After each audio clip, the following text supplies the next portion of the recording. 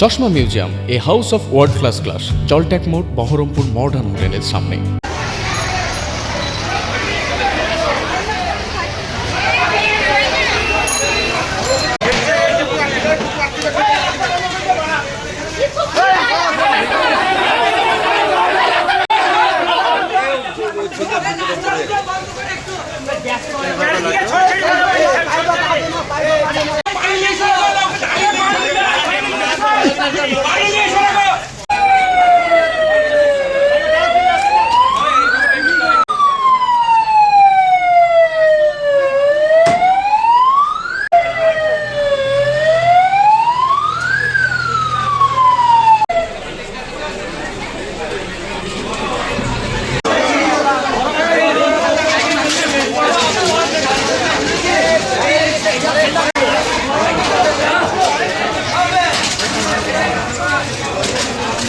না ওরা উপরে যখন ওই নেমাচ্ছে যে উপরে উপরে ফায়ার ব্রিগেডের লোক আছে ওরা জল দিচ্ছে সব আছে।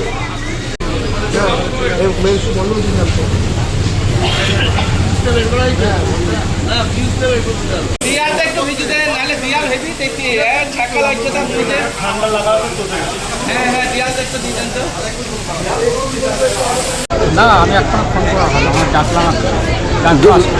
দোকান মালিক আপনি? এ বাড়িতে তো লোকজন ছিল, কিভাবে কিছু আইডিয়া কিছু ই করতে পারছেন? সম্ভবত ওখানে ব্যাটারি ছিল, ব্যাটারি শর্ট সার্কিট হয়েছে। ক্ষয়ক্ষতি কতটা হতে পারে আনুমানিক? হয়েছে কিছু।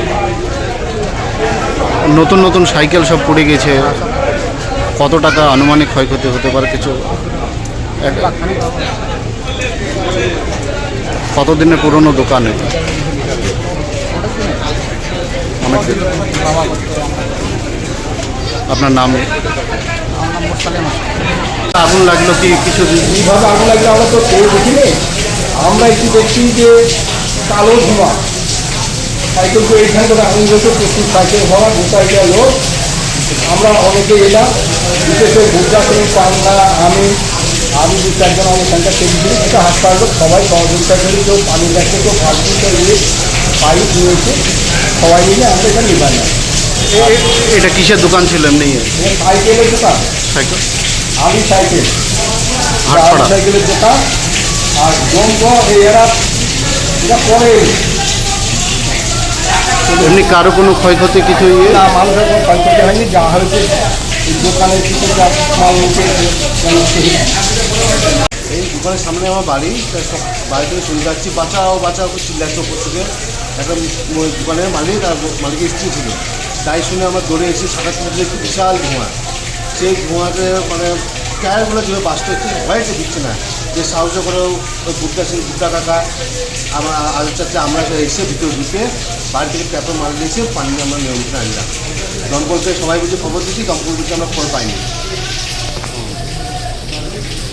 কীভাবে ঘটলো কিছু বুঝতে পারছেন কিছু? আমার যত অনুমানিক ইনভার্টার থেকে হয়েছে, ওইখান থেকে বেশি আগুনটা চলছিল। আমরা তো প্রথম এসেছিলাম, দেখছিলাম ওই ইনভার্টার থেকে বিশাল আগুন হয়েছে।